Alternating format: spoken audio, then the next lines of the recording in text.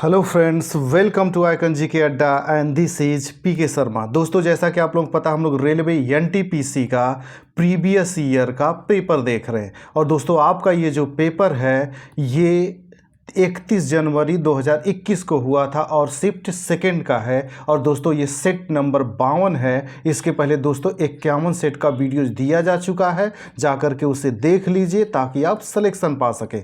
और दोस्तों, जो लोग चैनल पर नया हुए हैं, चैनल को सब्सक्राइब कर लें। वीडियो अच्छा लगता है तो इसे लाइक भी करें और शेयर भी करें ताकि ज़्यादा से ज़्यादा लोग इसका लाभ उठा सकें। ठीक है दोस्तों, हम आते हैं अपने पहले क्वेश्चन पे। हमारा पहला क्वेश्चन है दोस्तों, इसमें स्तनधारियों के हृदय में कितने प्रकोष्ठ होते हैं। तो दोस्तों, आपको पता है कि हृदय जो होता है इसमें 4 प्रकोष्ठ होते हैं स्तनधारियों में। और दोस्तों, ये क्वेश्चन आपके एनटीपीसी का ही रिपीटेड क्वेश्चन है। इसके पहले भी पूछा जा चुका है, आगे भी पूछा जाएगा। तो याद रखिएगा, जो स्तनधारी होते हैं, खासकर जैसे मनुष्य, उसमें जो उनका हृदय होता है वो 4 प्रकोष्ठ यानी 4 भागों में, वो 4 चेंबर उसमें होते हैं।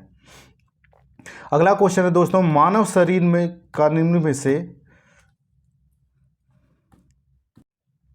अगला क्वेश्चन है दोस्तों, मानव शरीर के कौन से 2 मुख्य अंगों में काफ़ी मात्रा में चुंबकीय क्षेत्र उत्पन्न होता है। तो दोस्तों, हृदय और मस्तिष्क जो होता है, इनके चारों तरफ आप देखेंगे तो चुंबकीय क्षेत्र उत्पन्न होता है। और दोस्तों, ये साइंस का बहुत ही टफ क्वेश्चन है और बहुत ही अच्छा क्वेश्चन है। ऐसे क्वेश्चन अक्सर रिपीट होते हैं तो इन्हें रट्टा मार जाइएगा।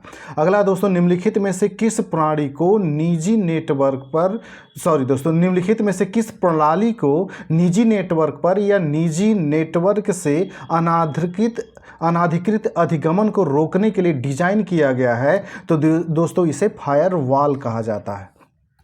अगला दोस्तों, निम्नलिखित में से कौन सा वह प्रोग्राम है जो उच्च स्तरीय भाषा हाई लेवल लैंग्वेज में दिए गए प्रत्येक निर्देश को रूपांतरित ट्रांसलेट करता है और अगले निर्देश पर जाने से पहले इसे निष्पादित करता है। और दोस्तों, ये क्वेश्चन आपका जो है चौथा वाला क्वेश्चन जो है, इसके पहले भी रिपीट किया था और सेम क्वेश्चन ही रिपीट किया है और आगे भी रिपीट करेगा। ये इंटरप्रेटर होता है। दोस्तों, इसको याद रखिएगा, सेम यही क्वेश्चन इसके पहले किसी सेट में आ चुका है आपके एनटीपीसी में और फिर ये रिपीट किया है। और मैंने उस समय बताया था, इस क्वेश्चन को ध्यान से पढ़िएगा।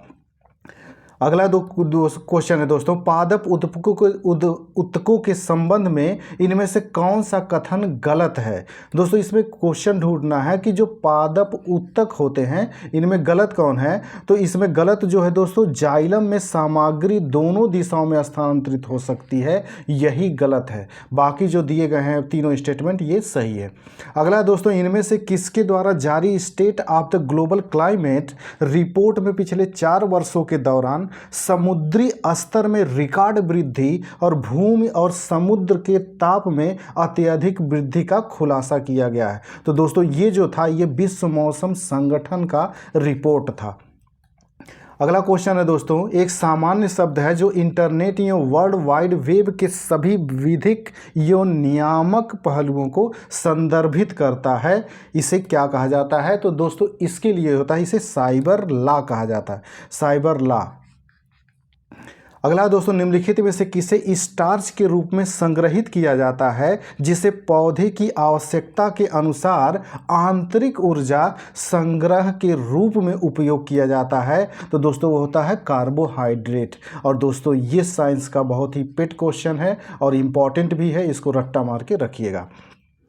अगला दोस्तों, इनमें से कौन सी गैस हमारे वायुमंडल के 78% हिस्से का गठन करती है और कई जीवन के लिए आवश्यक अणुओं का हिस्सा भी है। तो दोस्तों, ये नाइट्रोजन गैस है। दोस्तों, इसी क्वेश्चन को घुमा करके पूछा जाता है कि वायुमंडल में नाइट्रोजन की टोटल मात्रा कितनी है। तो वो 78% है और सबसे ज़्यादा है। ये भी पूछता है कि वायुमंडल में किस गैस की मात्रा सबसे ज़्यादा है, तो वो है नाइट्रोजन। इसको दोनों तीनों तरीके से याद रखिएगा क्वेश्चन दोस्तों, और ये कई बार पूछा गया है। दोस्तों, जो लोग चैनल पर नया हुए हैं, चैनल को सब्सक्राइब कर लें। दोस्तों, वीडियो अच्छा लगता है तो इसे लाइक भी करें और शेयर भी करें ताकि ज़्यादा से ज़्यादा लोग इसका लाभ उठा सकें। अगला दोस्तों, किस हार्मोन के स्राव के कारण हृदय की धड़कन या श्वसन दर में एक साथ वृद्धि होती है। तो दोस्तों, उसे एड्रेनलिन कहा जाता है। दोस्तों, ये इंग्लिश से हिंदी में किया है तो इसलिए थोड़ा सा गड़बड़ हो गया है। ये मूल रूप से इसको एड्रेनलिन पढ़ा जाता है, एड्रेनलिन। और दोस्तों इसी को लड़ो और उड़ो हार्मोन भी कहा जाता है, लड़ो और उड़ो हार्मोन। दोस्तों याद रखिएगा, जैसे आप कभी किसी चीज़ से जब कोई डर करके एकाएक घबराने लगता है व्यक्ति, तो एकाएक जो प्रतिक्रिया करता है वो एड्रेनलिन हार्मोन के ज़्यादा सिक्रीशन के कारण ही करता है। और ये जब आपको डर लगता है, कभी कोई झगड़ा हो जाता है एकाएक, तो आप प्रतिक्रिया करते हैं, तो ये एड्रेनलिन हार्मोन के ही कारण होता है। तो याद रखिएगा क्यों होता है, क्योंकि ये जब एड्रेनलिन हार्मोन का सिक्रीशन होता है तो हृदय की धड़कन और सांस लेने की जो आपकी दर होती है वो बढ़ जाती है। और ये क्वेश्चन कई बार आया है, सीधे सीधे पूछा गया है कि किस हार्मोन को लड़ो और उड़ो हार्मोन कहा जाता है। तो एड्रेनलिन को लड़ो और उड़ो हार्मोन कहा जाता है। अगला क्वेश्चन है दोस्तों, इनमें से किसे राजीव गांधी खेल रत्न पुरस्कार प्राप्त करने वाला तीसरा क्रिकेटर होने का गौरव प्राप्त हुआ है? तो दोस्तों तीसरा क्रिकेटर, तो विराट कोहली को दोस्तों तीसरे क्रिकेटर हैं जिन्हें राजीव गांधी खेल रत्न पुरस्कार दिया गया है। अगला दोस्तों, भारत के पूर्वी तट पर स्थित इनमें से किस स्थान पर अंग्रेजों ने 1611 में अपना पहला कारखाना खोला था? तो दोस्तों मछलीपट्टनम में इन्होंने पहला कारखाना खोला था 1611 में। और दोस्तों ये भी पूछता है कि अंग्रेजों ने अपना पूर्वी तट पर जो पहला कारखाना खोला था वो किस वर्ष खोला था? तो 1611 में उन्होंने खोला था। अगला दोस्तों, केंद्रीय मंत्रिमंडल ने की अवधि के दौरान 5 GSLV उड़ानों युक्त GSLV चरण 4 कार्यक्रमों को जारी कर रखने की मंजूरी दे दी है। तो दोस्तों ये 2021 से 2024 तक। अगला दोस्तों, उस मेट्रो रेल कारपोरेशन का नाम बताइए जिसे कचरे से ऊर्जा उत्पन्न करने वाले संयंत्र से विद्युत प्राप्त करने वाली देश की पहली परियोजना होने का गौरव प्राप्त है। तो दोस्तों ये आपकी दिल्ली मेट्रो है। अगला दोस्तों, निम्नलिखित में से किस मंत्रालय ने 2019 में वायु प्रदूषण पर एक थीम सॉन्ग हवा आने दे लॉन्च किया था? तो दोस्तों ये जो था ये पर्यावरण वन एवं जलवायु परिवर्तन मंत्रालय ने किया था। दोस्तों ये सब जितने अभी दिख रहे हैं ये सब करंट के क्वेश्चन हैं। अगला दोस्तों, संविधान के इनमें से किस अनुच्छेद में केंद्रीय बजट को वार्षिक वित्तीय विवरण के रूप में संदर्भित किया गया है? तो दोस्तों अनुच्छेद 112 में। दोस्तों एक चीज़ याद रखिएगा कि संविधान में कहीं भी बजट शब्द का प्रयोग नहीं किया गया है। बजट के लिए संविधान में केवल एक शब्द यूज किया गया है, उसका नाम है वार्षिक वित्तीय विवरण, जिसे बजट कहा जाता है। संविधान में वार्षिक वित्तीय विवरण के नाम से जाना जाता है और इसका जो व्यवस्था की गई है वो अनुच्छेद 112 में की गई है। और दोस्तों ये वेरी इंपॉर्टेंट क्वेश्चन है, ये कई बार रिपीट हुआ है, आगे भी रिपीट होगा, तो रट्टा मार जाइए। अगला दोस्तों, 2014 में राष्ट्रपति की जयंती पर इनमें से किस अभियान का शुभारंभ किया गया था? तो दोस्तों उस समय स्वच्छ भारत अभियान की शुरुआत की गई थी।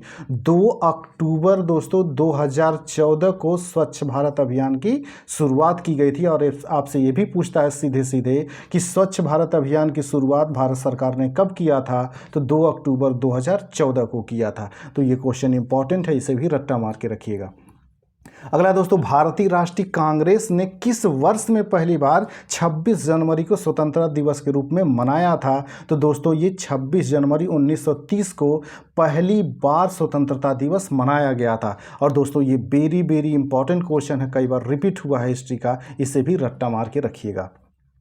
और दोस्तों एक चीज़ ये भी पूछता है कि 1929 वाला जो कांग्रेस का अधिवेशन हुआ था वो कहाँ पे हुआ था? तो दोस्तों वो जो हुआ था ये लाहौर में हुआ था। और ये भी पूछता है कि इसके अध्यक्ष कौन थे? तो इसके अध्यक्ष जवाहरलाल नेहरू थे। और इसी में पूर्ण स्वतंत्रता के प्रस्ताव को पारित किया गया था। और इसी के बाद अगले साल वही 26 जनवरी 1930 को पहला स्वतंत्रता दिवस मनाया गया था। तो इसको याद रखिएगा। अगला क्वेश्चन है दोस्तों, तमिलनाडु के निम्नलिखित में से किस शहर को 2019 में हल्दी की खेती के लिए भौगोलिक पहचान टैग जियोग्राफिकल आइडेंटिफिकेशन टैग प्रदान किया गया? तो दोस्तों ये जो शहर था इरोड शहर था उसका।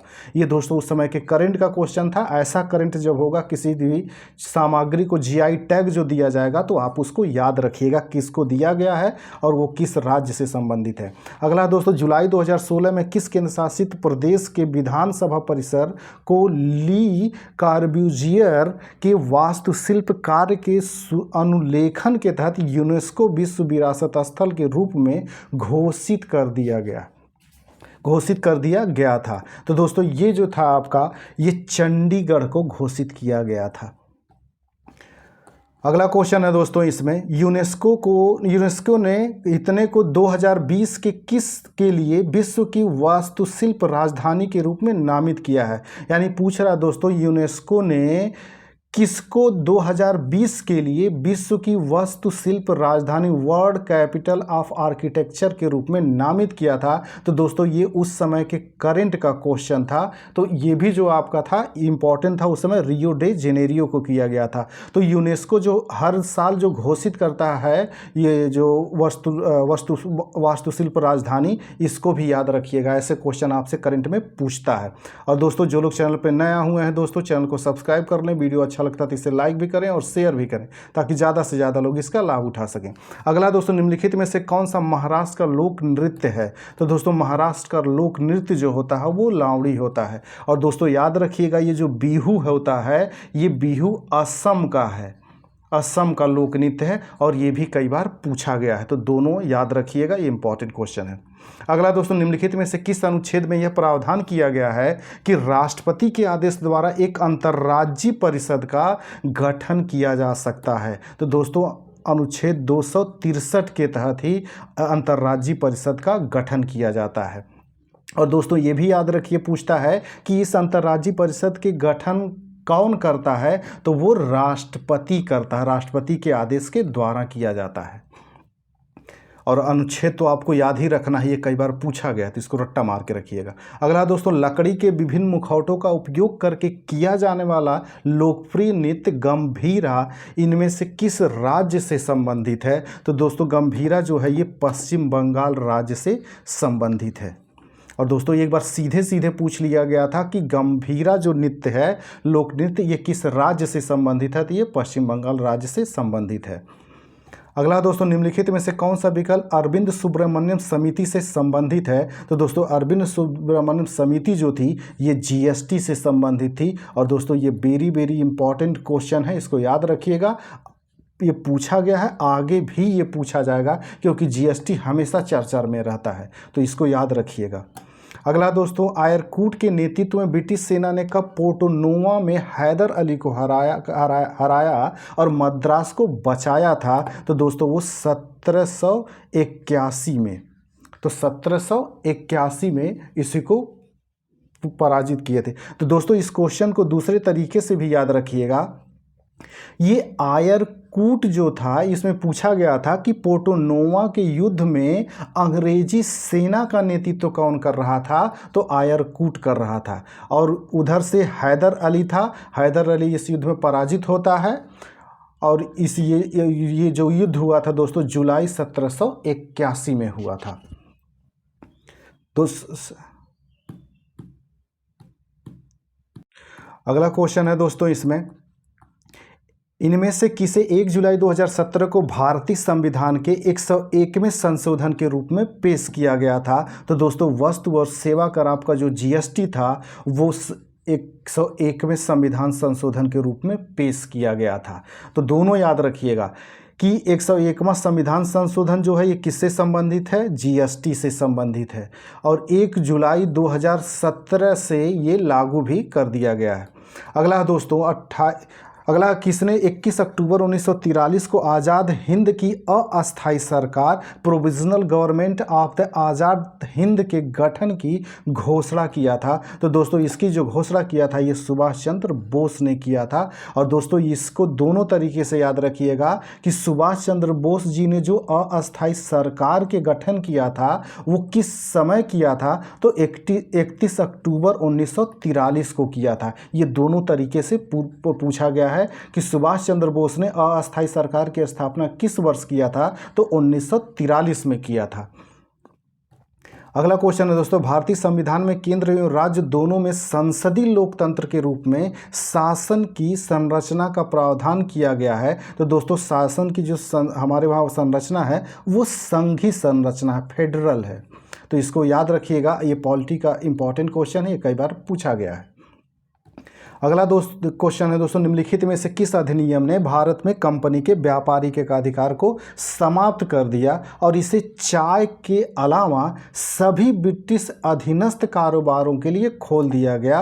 तो दोस्तों ये जो था ये 1813 का चार्टर अधिनियम था। और दोस्तों इसमें ये जो क्वेश्चन दिया गया है, ये चाय के अलावा यानी कंपनी का चाय पे जो व्यापारी के अधिकार था अभी बना हुआ था, लेकिन 1833 में जाकर के चाय का भी एकाधिकार समाप्त कर दिया गया। तो पूरी तरह से कंपनी के जो एकाधिकार समाप्त किए गए थे वो 1833 में किए गए थे। 13 में चाय के साथ जो था अधिकार वो बना हुआ था और चीन के साथ व्यापार जो था वो दोनों बने हुए थे। तो यहाँ पे केवल क्वेश्चन पूछा है कि चाय के अलावा, तो ये 13 हो गया। अगर पूछता कि सब पूरी तरह से उसके जो एकाधिकार समाप्त किए गए वो 1833 होगा। तो कंफ्यूज मत होना इसमें। और दोस्तों ये लास्ट क्वेश्चन था। तो दोस्तों जो लोग चैनल पर नया हुए हैं चैनल को सब्सक्राइब कर लें, वीडियो अच्छा लगता है तो इसे लाइक और शेयर भी करें ताकि ज़्यादा से ज़्यादा लोग इसका लाभ उठा सकें। ठीक है दोस्तों, मिलते हैं अगले वीडियोज़ में, तब तक के लिए नमस्कार, जय हिंद।